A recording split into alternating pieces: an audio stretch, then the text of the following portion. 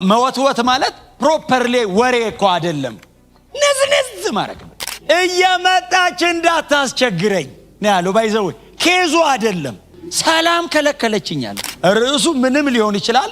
እምትጸልዩ ከሆነ ግን እንዳትታክቱ። ደጋግማችሁ የመታችሁበት ቦታ ትቀዳላችሁ። በሞራል 5 ደቂቃ ያዘው ልቀቀው በዚህ ወጣ በዚህ ከዛስ ላብን ጠረቅ አድርጎ ወደ ቤት አትሂድ። ተንበርከከ ቀጥለው። በጣም አገር በሙሉ ልክ ከሆነ ባይዘው መጠየቅ አለብህ። ክርስቲያን መሆንህን በጌታ መሆን ብቻ መከራ ነው መሬት ላይ። አሁን ኢየሱስ አለ ማለት ማዕበል አይነሳም ማለት አይደለም። ቀጥሎ ያለውን ሪስኩን ይወስደዋል ኢየሱስ። ጉዳዩ አርጀንት ሲሆን እኮ እምጸልይበት ቦታ እኮ ላታገኝ ትችላለህ። ነው የሚለው ውስጥ በቃ ምጥ ነፍስ ነው የሚያዘው እንጂ እንዴት አድርጎ ይተወኛል? እንዴት እንኳን እኔን ይቅርና ቅጠል ፕላንት ምናምን አይተውም እሱ።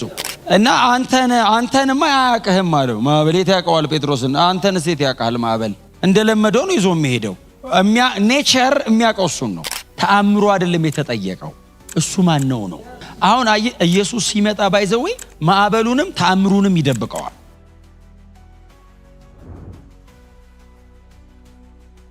ጌታ ኢየሱስ ክርስቶስ ስለ ጸሎት አስተምሯል። በጣም ብዙ ግን ያስተማራቸው እየጸለየ ነው። ይዟቸውን ያስተማራቸው ጸሎት በጣም ከባድ ነበረ። ለ12ቱም በጣም ከባድ ነበር። ብዙ ጊዜ ደጋግሜ እንደምናገረው የጸሎት ሰዓት በጣም አስጨናቂ ከመሆኑ የተነሳ ምርጫ የሚያደርጉት መተኛት ነው። ኢየሱስን ጥሎ መሄድ አያዋጣም።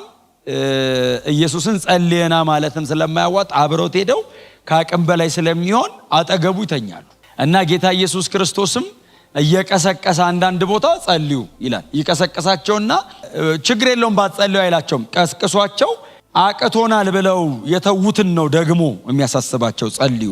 እና ጌታ ኢየሱስ ክርስቶስ የመጀመሪያ አገልግሎቱን ከመጀመሩ በፊት በዚህ ትምህርት ላይ በጣም ደጋግመን ያነሳ ነው። የመጀመሪያ ያደረገው ወንጌላት ላይ ማቴዎስና ሉቃስ የነገሩን 40 ቀንና 40 ሌሊት ጾሞ ጸልዩዋል። 40 ቀንና 40 ሌሊት በጣም ሰፊ ነው። በጣም ጥልቅ ነው። እጅግ ግዙፍ ነው። ጾመዋል፣ ጸልዩዋል። ይሄ የአገልግሎቱ መጀመሪያ ነው አይደል? አገልግሎቱ ልክ ሲከፍት የከፈተው ወይንም አደባባይ ላይ ወጥቶ ማን እንደሆነ ራሱን ከማስተዋወቁ በፊት የመጀመሪያ ያደረገው ጌታ ኢየሱስ ክርስቶስ 40 ቀንና 40 ሌሊት ከአባቱ ጋር የነበረ በጣም ጠንካራና ጥብቅ ቁርኝት እንዳለው አሳይቶናል። ከዛ ውጭ ደግሞ አገልግሎቱን ከጀመረ በኋላ ከደቀ መዛሙርቱ ጋር ሆኖ ይዟቸው እየወጣ ይጸልያል። አንዳንዴ ደግሞ ከመካከላቸው ተሰውሮ አይደል ፈቀቅም ብሎ ይጸልይ ነበር ይላል። ወደ ተራራም ወጥቶ እነዚህ የተጻፉልን ጥቅሶች በመጀመሪያ እየነገሩን ያሉት ኢየሱስ በጣም የጸሎት ሰው ነው የሚል አይነት ትምህርት ብቻ ሳይሆን ጸልዩ የሚል ትምህርት ነው ያላቸው። ኢየሱስ አንዳንዱ ጋር እኮ የጸልዩ እኮ አልተጻፈም፣ ጸልየ ብቻ ነው የሚለው። ጸሎት እኔ ህይወት ላይ ሊኖር እንደሚገባ ጌታ ኢየሱስ ክርስቶስ እየጸለየ አስተምሮኛል። ምክንያቱም ይሄንኑ ቃል መጽሐፍ ቅዱሳችን ሳታቋርጡ ጸልዩ። ጌታ ኢየሱስ ክርስቶስ ስለ ጸሎት ያነሳው በምሳሌ ነው። ክፍሉን አነሳውና እንዲገባቸው በምሳሌ ነው ያስረዳቸው። ሳይታክቱ ዘወትር ሊጸልዩ እንዲገባቸው ሲል ይህን ምሳሌ ነገራቸው። አንድ ከተማ የምትኖር አንዲት መበለት ነበረች ብሎ ጀመረ። ይቺ መበለት ጉዳይ ነበረባት እና በየጊዜው ጉዳዩን ይዛ ወደ ፍርድ ቤት ትሄድ ነበር። በዚያ ጊዜ ዳኛ የነበረውን ሰው ጌታ ኢየሱስ ክርስቶስ ምን ብሎ አቀረበው? እግዚአብሔርን የማይፈራና ሰውንም የማያፍር ዳኛ ነበር። ስሙኝ፣ እግዚአብሔርን የማይፈራና ሰውን የማያፍር ሰው መሆን ከባድ ነው፣ እንኳን ዳኛ መሆን። የሚፈርድ ሆኖ ዳኛ ሆኖ ወደ ላይ እግዚአብሔርን አይፈራም። አሰባችሁታል ፍርድ ምን ሊሆን እንደሚችል? አሁን ጌታ ኢየሱስ ክርስቶስ እየነገረን ያለው የኬዟን ጥንካሬ ሳይሆን ሴትዮዋ ለማስፈረድ የሄደችው መንገድ ነው። ጉዳዩዋ ምን ነበር? ኢየሱስ አልነገረንም። ፍርዱን ያወጣችበትን ጽናት ነው የነገረን። ጉዳዩ አይደለም የተነገረን። መጣች ያቺ ሴት ከባለጋራዬ ጋር ፍረድልኝ አለችው። ይህንንም አይደል ያለን ጌታ ኢየሱስ ክርስቶስ። አሁን ሳትታክቱ ዘወትር ጸልዩ። የጸሎት ርዕሱን አይደለም ኢየሱስ የተናገረው። ሳትታክቱ ዘወትር አድርጉት ነው ያለው። ርዕሱ ምንም ሊሆን ይችላል። እምትጸልዩ ከሆነ ግን እንዳትታክቱ። ደጋግማችሁ የመታችሁበት ቦታ ትቀዳላችሁ። ፎከስ ዲሆነ ሰው ፔኔትሬት ያደርጋል። ሁሌ ነው የምነግራችሁ፣ ብዙ ነገር አታድርጉ፣ አንድ ነገር አድርጉ፣ እሱን ደምድሙት። መጸለይ ከጀመራችሁ ችግር የለውም አንድ ቀን ይመለሰዋል ብላችሁ አትተውት። እስኪመለስ ድረስ አትልቀቁት። እናንተ የጽዮን አልቃሾች ነው የሚለው አይደል? ኢሳይያስ ላይ ስሙ ራሱ ከባድ አይደለም? አልቃሾች ናቸው በእግዚአብሔር ፊት። አሳስቡት፣ አትተውት። እንደውም ቃሉ ወትውቱት ነው የሚለው። መወትወት ማለት ፕሮፐርሊ ወሬ እኮ አይደለም፣ ነዝነዝ ማድረግ ነው። አንድን ሰው ጉዳዩን በጣም ከፈለከው ጭቅጭቅ ነው የምታደርገው። የሚሰጥህ አስፈላጊ ስለሆነ ብቻ ሳይሆን ኢየሱስ ነው ያለው፣ እኔ አይደለም ያልኩት። አሁን ሳትታክቱ ዘወትር ጸልዩ አለና እንዴት እናርገው ሲሉት ቆይ በምሳሌ አለ። ሳይታክቱ መጸለይ ምን ማለት ነው? እየተንበረከከን አባቶይ ማለት ነው? ኖ ኖ ኖ ኖ። ዳኛው ቁጭ ባለበት እቺ ሴት ትመጣለች አለ። ሴትዮዋ ባይዘው ቦታ አትመርጥም፣ የትም ታገኘው ሰውየው። ምክንያቱም ሰውየው ህይወቱን የተበጠበጠው እንደዚህ አለ፣ እየመጣች እንዳታስቸግረኝ ነው ያለው። ባይዘው ኬዙ አይደለም፣ ሰላም ከለከለችኛል። እግዚአብሔር በእኔ ጸሎትና ንዝነዛ የሚበጠበጥ ሰላም የለውም። ፍርዱ ይቸኩላል። ግን ጉዳዩን ከፈለጋችሁት አታቋርጡ። ጥብቅ ጸሎት ማለት 5 ደቂቃ በኃይል መጸለይ አይደለም፣ መልሱ እስኪመጣ መጸለይ ነው።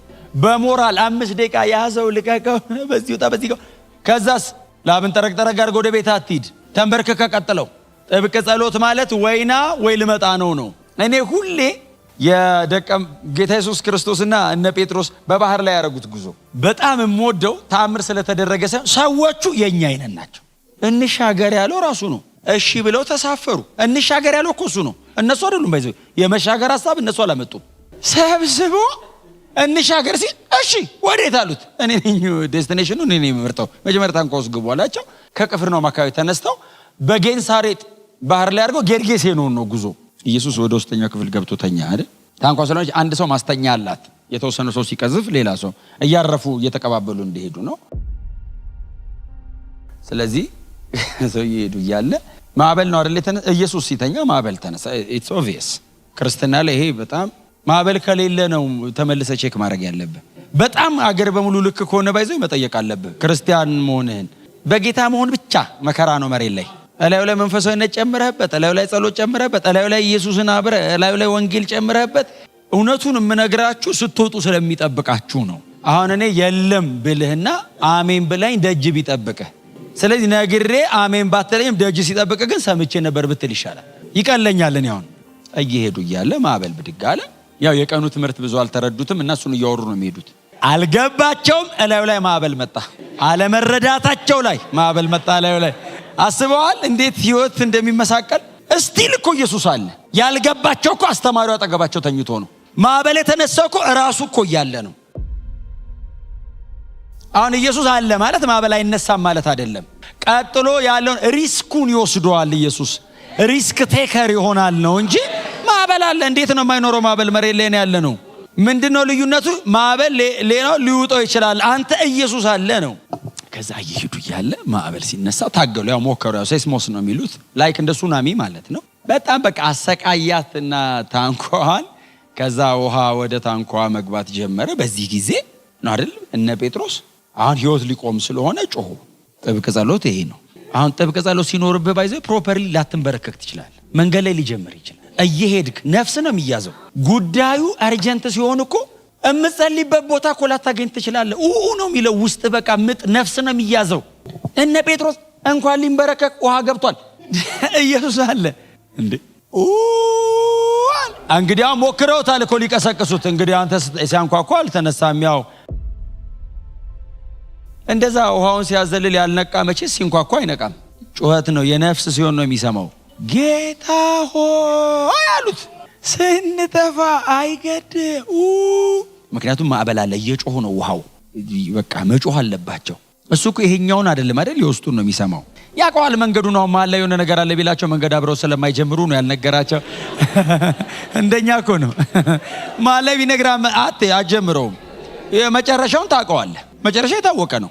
እንሄዳለን፣ ለዘላለም አብረን እንኖራለን። መሀል ላይ ብዙ ነገር ሊኖር ይችላል። እሱ ከኛ ጋር አለ፣ አብሮን ይጋፈጠዋል። ብቻህን አይተውህም። የፈለገ ነገር ይሁን እንደተኛ ሊመስል ይችላል፣ ዝም ሊልህ ይችላል። እጅህን ሰልፍ እያስተማረ እንጂ ትቶ አይደለም። በፍጹም ትቶ አይደለም። ሰልፍ እያስተማረ ነው። እምነት እያስተማረ ነው። በሱ ላይ መደገፍ እንዳለብህ እያስተማረ ነው እንጂ እንዴት አድርጎ ይተወኛል? እንዴት እንኳን እኔን ይቅርና ቅጠል ፕላንት ምናምን አይተውም። እሱ ፍጥረቱን አይተውም። እንኳን በቅዱስ ደሙ ያዋጀኝን እኔን አይተዋችሁም። እግዚአብሔር ውድ ነገሩ ህዝቡ ነው። በፍጹም እንደሱ እንዳታስቡ፣ ኢቭን ክሮስ እንዳያረገው ጭንቅላታችሁን። ስለዚህ እነ ጴጥሮስ ስንጠፋ አይገድምን አሉ። ምክንያቱም ሰውየው አሳጥማጅ ነው፣ ውሃ ምናምን ያውቃል። ግን ያለውን በሙሉ ሞከረ፣ ከአቅሙ በላይ ነው። ሲጮሁ ስንጠፋ አይገድም ወይ ማለት አንተ አጠፋም ማለት ነው። እኛ ማለቃችን ነው። አምነን ወተን ማለት ሲሉት ብድግ አለና ምንድነው አለ። እንደዚህ ሊከደን የተዘጋጀ ውሃ አለ። ጌታ ኢየሱስ ያው ከማዕበሉ በፊት እነሱን ነው የገሰጸው። አለማመናቸውን ገሰጸ ብሎ ነው ማዕበሉን ገሰጸ። ከማዕበሉ አለማመን ይበልጣል ማለት ነው። መጀመሪያ እሱን ነው ጸጥ ያደረገው። እሱ ጸጥ ካለ ውሃው ቀላል። ከዛ እንዴት አታምኑኝም አለ። ከባድ ነው አሁን እምነትን በዚህ ክፍል መተርጎም። ተኝቶ አገር እየተገለባበጠ ስትቀሰቅሰው እንዴት አታምን? ሲቀሰቅሱት እኮ ነው። ለምን ይቀሰቅስከኛል እንዴ ውሃውን ያዋለው እንዴት አታምነኝም አለ። እንዴ ቆይ ስሙኝ፣ መቀስቀስ ነው እምነት ወይንስ ምንድነው እምነት? እንዴ ስንጠፋ አይገድም ወይ? ተነስ ይሄ ነው እምነት እኮ። ኢየሱስስ ለምን እንዴት አታምነኝም? ምንድነው ማዕበሉ ያስቸገረ? አንተ ታግለህ ሆኖ አለው። በአሳጥማጅ ኤክስፒሪየንስ ሞክረህ ሆነው ለምን በእኔ በኩል አፕሮች አታደርገውም ነበር?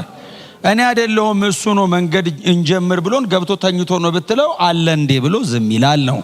እና አንተንማ አያውቅህም አለው። ማዕበል ያውቀዋል ጴጥሮስን። አንተንስ ያውቃል? ማዕበል እንደለመደው ነው ይዞ የሚሄደው። ኔቸር የሚያውቀው እሱን ነው። ስለዚህ ነው ተነሳና ዝም በል ጸጥ በል አለው አይደለም የሚለው።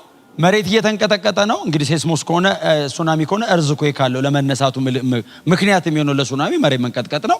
ቀጥሎ ውሃው በጣም ከባድ ተርሞይል አለው። ከላዩ ላይ ደግሞ አውሎ ንፋስ አለ። እግዚአብሔር ያሳያችሁ፣ ፍጥረት በሙሉ ነው የተነቃነቀው። ተነስቶ ዝም በል ጸጥ በል አለ ነው የሚለው። ዝም አለ ጸጥ አለ ብቻ አይደለም አይደል የሚለው። ታላቅ ጸጥታ ሆነ የሚል ቀለም ባባቸው ታላቅ የሚል አለው። እንደዛ እየተበጠበጠ የነበረ ባህር ረጭ አለ። ጸልዮ የቀሰቀሱት ማለት ነው። ጸጥ አደረገው እና ታንኳ ነች። ወዴት ሄዱ? መርከብ ቢሆን የሆነ ቦታ ትደበቃለህ። ታንኳ ትሄዳለህ። በጣም ከሄድክ ትወድቃለህ ውስጥ። ስለዚህ እዛው ጋር ናቸው እኮ ቆሙና አንተ ተባባሉ ነው የሚለው። ተባብለዋል። ነፋስ ፈሩ የሚል ቃል አለው መጀመሪያ። እንግዲህ አገር ሲበጠበጥ ያልፈሩ ጸጥ ሲያደርገው ፈሩ። ሰው በጣም የሚገርም ፍጡር ነው። ረጭ ሲል ፈሩ ይልና አንተ አለው አቤት። ባህርም ንፋስም የሚታዘዝለት ይህ ስሙኝ ፕሬየር አይደል? ጸልዮ ነው ያስነሱትና ንፋስም ባህርም what manner of man ተአምሮ አይደለም የተጠየቀው እሱ ማን ነው። አሁን ኢየሱስ ሲመጣ ባይዘው ማዕበሉንም ተአምሩንም ይደብቀዋል። አሁን ስለ ማዕበሉ ግዝፈትም ስለ ተአምሩም ትልቅነት አይደለም የተወራው። እሱ ማን ነው? ተአምሩንም ችግሩንም ተአምሩንም አጠፋው። እሱ ሆነ ርዕስ። ይምጣና ችግሩንም መፍትሄውንም ይደብቀው። እሱ ይታይ ወይ ማዕበል ያሉ ሰዎች ማዕበሉ ጠፋ። ኔቸርን እንደ ቻይልድ ያዛል ነው። ና ሂድ እንደምትለው አንተ ልጅህን ኢየሱስ ውሃና ባህር ንፋስ ምናምን ታው መጽሐፍ ሲናገር ዝም በል ጸጥ በል አለ። ዝም ማለት ገባው ነው። አሁን የሰው ጆሮ እዚህ ጋር እንደሆነ አውቃለሁ፣ የውሃይት ጋር እንደሆነ አላውቅም። ሰማ ግን አሁን ሰምቷል። ውሃ አንደርስታንድ ያደርጋል ማለት ነው። እኛ እችቶ ነው የምናውቀው፣ ኢየሱስን ግን ይሰማዋል። መሬት ሰምቷል፣ ንፋስ ሰምቷል። ጥብቅ ጸሎት ቆይቼ እግዚአብሔርን ደጅ መጥናት እኮ ለጥቂት ደቂቃም ከባድ አቆየኝ አለ። ቆይቼ እግዚአብሔርን ደጅ ጠናሁት አለ። በቃ በጣም አቆይ ምን ማለት ነው? አለቅኩ ነው። አለቀ ሰውነት ያለ ደጅ ስጠና ስለማመጠው። ግን በዛ ሁሉ ተወኝ አይደለም የሚለው። ምንድነው የሚለው? እርሱም ዘንበል አለልኝ ይላል። ቀጥሎስ ጩኸቴን ሰማ። ከዛስ ከጥፋት ጉድጓድ ከረግረግም ጭቃ አወጣኝ ይልና ቀጥሎ እግሮቼን አረማመዴን አጸና።